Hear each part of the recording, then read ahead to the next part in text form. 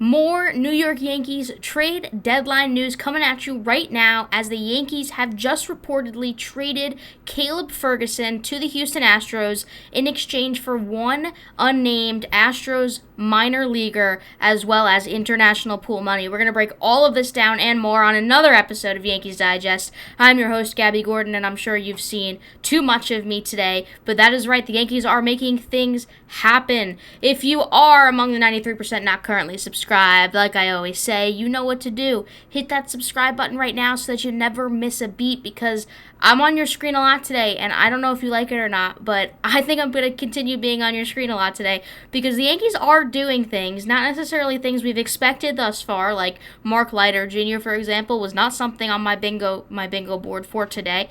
But hey, at least things are happening. So, what may be the biggest report that I have out of all of this is going to come up in just a second, but I just do want to show you this just from Jack Curry on yes.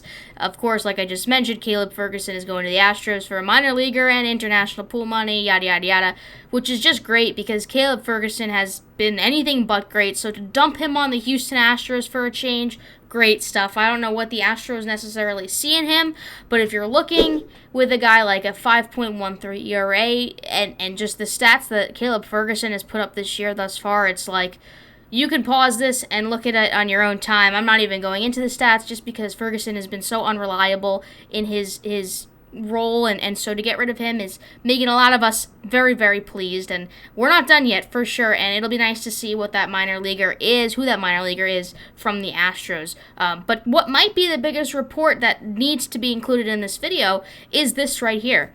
The Yankees are still in the race for Yandy Diaz. Do not forget about this. They are in the final race. They are absolute finalists to score Diaz. The Pirates are out of this race now, so it is down to 3. The Yankees, the Mariners, and the Astros all in. And if you ask me here, I think the Yankees can spend more than both of these other two teams and be a little bit more aggressive here than the Mariners or the Astros. I really don't see the Mariners scoring Diaz. I don't see the Astros scoring him either. And maybe that's a little bit of bias, and that could be it.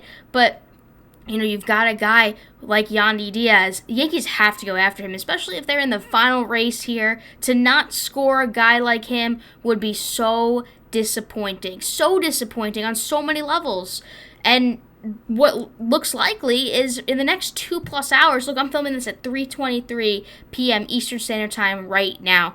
They've got about 3 hours, a little bit less, 2 hours and 40 minutes, 37 minutes if you want to be incredibly exact at the time I'm speaking right now, to get a deal done with the Rays. And this is the order that it looks like, according to Joel Sherman on X, that the Rays will trade their guys. It looks like it's going to be Littell, Fairbanks, and Diaz. Now, Fairbanks is also in the question, but it's been a little bit quiet, a little bit of crickets regarding Pete Fairbanks as of late. Yandy Diaz seems like the Yankees are in the final race for him, and you have to unleash on a guy like this who's putting up these stats. I know we've had so many videos on Diaz, we've looked at his stats time and time again, but he could be an incredible addition to this lineup for sure as a right-handed batter who just gets the job done. And you know, we're going to look deep into his percentile rankings in just a moment. But just breaking it down for you, in 393 at-bats, you know, the guy's been on base 326% of the time, and then, of course, you know, no stolen bases, but that's okay. 62 strikeouts is fairly exceptional, and 106 hits again. So if we really do take a look at his MLB percentile rankings, he's an above-average player, of course, and fits great into this lineup that we have here, right? I mean, he is in the red, which is above average and really, really solid stuff for the majority of these aspects and these categories here. Look, he's got a great batting average, and his XBA is even greater, and then his average exit velocity is very high up there as well. But what might be notable is that his whiff percentage is above average, meaning that he makes contact with the ball. He doesn't miss, and he doesn't miss. And his strikeout rate as well, he's in the high percentile. He's above average, meaning that he doesn't miss. And he's getting on base. His bat speed's above average. The way he squares up the ball is above average. His chase rate is above average, meaning that he will work the count in situations where it's needed. His average exit velo is above average. The hard hit ball percentage above average. Really, all of the stats that you're looking at in a hitter that could really enhance this Yankees lineup is above average. You pair Yandy Diaz with Jazz Chisholm with the speed on the bases, Juan Soto with his bat, Aaron Judge with his insane stat line so far, and Stanton and everything else that's in this roster. You could put Diaz on there. You have a pretty solid lineup, and you've gone from a lineup that's pretty below average to a lineup that, in my opinion, is hard for opposing pitchers to kind of jump on. What might be even greater to see is that, he really sprays the entire field. This is his hitting spray chart thus far this season, and he really covers the whole field. He likes to hit those home runs into left center, occasionally to right, but you're looking at these singles, doubles, and I believe it's 1 triple on the board thus far, singles, doubles. He really covers the entire field and the entire diamond, which is really promising because, in Yankee Stadium, we always talk about short porch for lefties, and obviously Yandy Diaz is a righty, but to see that he can still go opposite field, oppo taco, as they say, that really fires me up.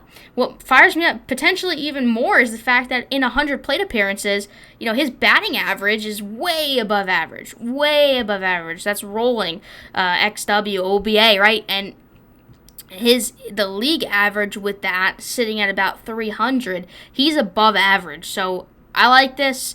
I like this guy a lot. I think this could be a huge deal if Cashman can cash in on this and be the cash god that we all know he can be in certain moments. And he's done it before, so he's got to do it again. And the fact that they are finalists in this race might be even more promising. The fact that the Mariners and the Astros, I feel like it's doable to outbid these two teams, and the Pirates obviously are already out of the race, so I'm not sure what conversations are going on behind the scenes, but this is just huge, really huge. If it doesn't get done, personally for me, I'm going to be very disappointed, a very disappointed individual.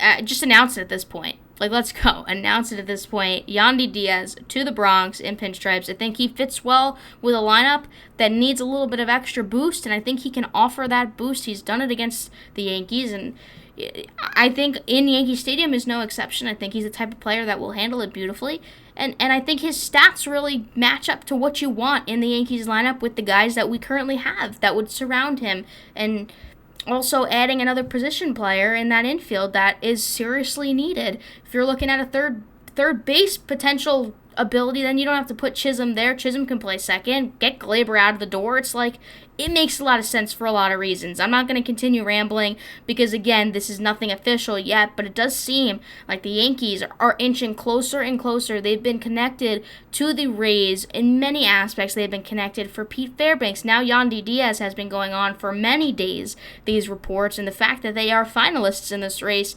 makes me confident that Brian Cashman could get this deal done. So, that is going to wrap up this episode of Yankees Digest. As always, make sure you hit that subscribe button because I could be making a video soon of Yandy to the Yankees, and it would be a beautiful thing if I could do that. So I know you're seeing a ton of my face today. I hope you enjoy seeing my face, and if not, then you probably already clicked off this video. But with all that being said, this has been another episode of Yankees Digest Trade Deadline Day edition. I am your host, Gabby Gordon, and I will catch you in the next one.